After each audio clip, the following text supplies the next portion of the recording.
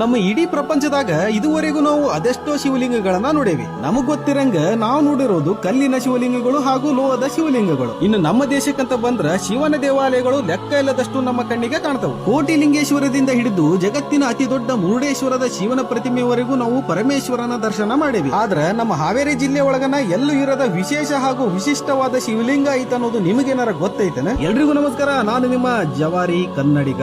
ಅಂದಂಗ ಇವತ್ತು ನಾ ಬಂದಿರೋದು ಹಾವೇರಿ ಜಿಲ್ಲೆಯ ರಾಣೆಬೆನ್ನೂರು ತಾಲೂಕು ಲಿಂಗದಳ್ಳಿ ಎಂಬ ಗ್ರಾಮಕ್ಕೆ. ಇದ ಊರಾಗ ನೋಡ್ರಿ ದಕ್ಷಿಣ ಭಾರತದ ಅತಿ ದೊಡ್ಡ ಸ್ಫಟಿಕಲಿಂಗ ಇರೋದು. ನಮ್ಮ ಇಡೀ ಜಗತ್ತಿನಾಗಿರೋ 10 ಬೃಹತ್ ಸ್ಫಟಿಕಲಿಂಗಗಳಲ್ಲಿ ಲಿಂಗದಳ್ಳಿಯ ಈ ಸ್ಫಟಿಕಲಿಂಗನೂ ಕೂಡ ಒಂದು ನೋಡ್ರಿ. ಸೂರ್ಯನ ಕಿರಣಗಳು ಬಿದ್ದಾಗ ವಜ್ರದಂತೆ ಹೊಳೆಯುವ ಈ ಅಪರೂಪದ ಸ್ಫಟಿಕಲಿಂಗ ಭೂಮಿಯ ಆಳದಲ್ಲಿ ನೈಸರ್ಗಿಕವಾಗಿ ತಯಾರಾಗುವ ಸ್ಫಟಿಕದಿಂದ ಮಾಡಲಾಗೈತ್ರಿ. ಈ ಅಪರೂಪದ ಸ್ಫಟಿಕಲಿಂಗ ಇಲ್ಲಿ ಹೆಂಗ್ ಬಂತು ಅಂತ ನೋಡಿದ್ರ, ಲಿಂಗದಳ್ಳಿಯ ಈ ಹಿರೇಮಠ ಮೂಲತಃ ಬಿಜಾಪುರ ಜಿಲ್ಲೆಯ ಯಳಮಲ್ಲಿ ಎಂಬ ಗ್ರಾಮದಂತೆ. ಅಲ್ಲಿ ಸುಮಾರು 8 ಶತಮಾನಗಳ ಕಾಲ ಈ ಮಠ ಕಾರ್ಯನಿರ್ವಹಿಸುತ್ತಾ ಬಂದಿದೆ. ನಂತರ ಹಗರಿಬೊಮ್ಮನಹಳ್ಳಿಯ ತಂಬರಳಿಗೆ ಸ್ಥಳಾಂತರಗೊಂಡಿದ್ದ ಈ ಮಠ 15ನೇ ಶತಮಾನದಲ್ಲಿ ಈಗಿನ ಹಾವೇರಿ ಜಿಲ್ಲೆ ರಾಣೆಬೆನ್ನೂರು ತಾಲೂಕಿನ ಲಿಂಗದಳ್ಳಿಗೆ ಬಂದು ನೆಲೆಸಿದರು ಎಂದು ಇತಿಹಾಸ ಐತಿ. ಈ ವಲಸೆ ಬರುವ ಸಂದರ್ಭದಲ್ಲಿ ತಮ್ಮ ಪೂರ್ವಿಕರಿಂದ ಈ ಲಿಂಗವನ್ನು ತಂದರು ಎಂಬ ಪ್ರತೀತಿ ಐತಿ. ಸೊ ಇಷ್ಟೊಂದು ಪುರಾತನ ಹಿನ್ನೆಲೆ ಉಳ್ಳ ಈ ಮಠದಲ್ಲಿ ಮುಂಬರುವ ದಿನಗಳಲ್ಲಿ ಕೋಟಿ ಲಿಂಗಗಳನ್ನು ಸ್ಥಾಪಿಸಬೇಕೆಂಬ ಇಚ್ಛೆ ಇತ್ತು. ಸೊ ಅದಕ್ಕಾಗಿ ಈ ಮಠದ ಸುತ್ತಮುತ್ತಲೂ ಸಾವಿರಾರು ಲಿಂಗಗಳನ್ನ ಈಗಾಗಲೇ ಪ್ರತಿಷ್ಠಾಪನೆ ಮಾಡಲಾಗೈತಿ. ಅಷ್ಟೇ ಅಲ್ಲದೆ ಈ ಮಠದ ಆವರಣದಲ್ಲಿ ವಿಶ್ವದಲ್ಲಿ ಅತಿ ದೊಡ್ಡ ಸ್ಫಟಿಕ ಲಿಂಗವನ್ನ ಮಾಡುವಂತ ಕಾರ್ಯ ಕೂಡ ನಡೆದೈತಿ. ಹಾಗೆ ನೀವೇನಾರ ಇಲ್ಲಿ ಬಂದ್ರ